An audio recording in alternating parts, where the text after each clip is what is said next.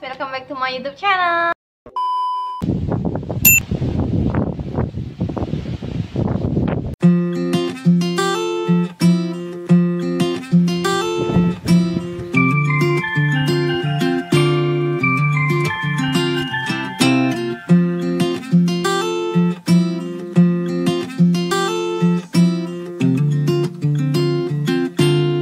Sebelumnya aku mau minta maaf karena baru bikin konten sekarang, karena kemarin itu aku masih hektik dengan sempro, terus tugas-tugas lainnya seperti itu, karena tugasnya itu numpuk sekali seperti itu kan. Terus habis itu ada beberapa kendala juga, kenapa aku nggak bisa bikin konten terus seperti itu, jadi aku baru bisa sekarang.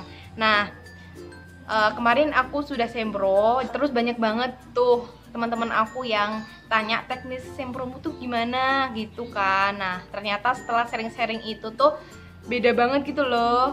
Ya mungkin ada beberapa yang sama, cuman alurnya yang beda gitu kan. Nah, terus habis itu aku punya ide gitu untuk tema kali ini. Aku bakal bahas mengenai perbedaan antara sidang seminar proposal dan sidang skripsi. Oke, jangan kemana-mana, stay tune ya. Oke, jadi banyak sekali dari teman-teman aku yang mengira bahwa semproku itu adalah sidang skripsi gitu kan. Nah gitu, terus ada juga yang belum tahu teknis semproku itu gimana gitu. Terus pokoknya dari situlah mereka tanya-tanya gitu kan. Ada juga kemarin yang itu ngucapin aku, terus lah kok cepet banget gitu kan. Nah, ngiranya dia itu aku udah skripsi gitu, udah sidang akhir pokoknya intinya. Nah, maka dari itu aku akan meluruskan sedikit mengenai teknis sempro dan sidang skripsi di prodi aku. Oke, jadi aku akan menjelaskan terlebih dahulu dari sisi luarnya ya. Untuk sempro atau seminar proposal itu tuh aku biasanya manggilnya itu dengan istilah mini skripsi gitu. Nah, kenapa mini skripsi? Nah, karena di sempro itu kita membuat proposal hanya bab 1 dan bab 2 aja. Nah, seperti itu. Nah, kemudian untuk sidang skripsi itu tuh yang bener-bener judul kita udah fix banget. Kemudian kita udah dapat dosbing. Kemudian kita membuat skripsinya itu ya bab 1, bab 2, bab 3, dan bab 4 seperti itu. Jadi kalau skripsi benernya udah bener-bener menyeluruh gitu kan. Nah, tapi kalau sidang sempro itu tuh cuman 2 bab tadi gitu. Oke, jadi aku akan membahas terkait teknis sempronya ya. Jadi di sini aku akan jelasin sesuai dengan peminatan aku. Nah, kebetulan peminatan aku itu linguistik Jepang. Nah, mungkin barangkali nanti ada yang beda, ada yang sama. Mungkin ada yang sama, cuman alurnya yang beda gitu. Nah, yang pertama itu sempro di sini termasuk kelas ya. Maksudnya termasuk mata kuliah yang nantinya diambil pada semester 7. Nah, SKS-nya itu ada 3.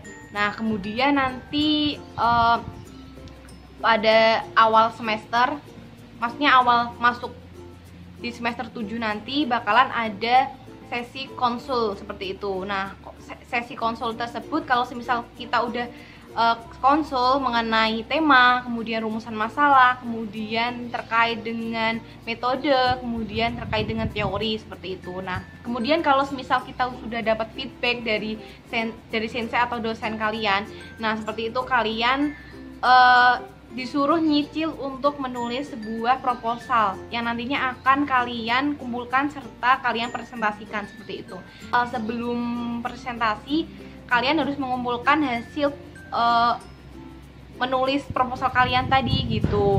Nah, setelah itu memasuki setelah UTS, nah itu tuh bakalan dipresentasikan. Nah, presentasikan itu kalian bikin PPT seperti itu kan, bikin PPT, habis itu dipresentasikan. Nah, nanti bakalan ada yang nanya dari teman kita seperti itu. Nah, nanti di akhir bakalan dapat feedback lagi dari dosen gitu.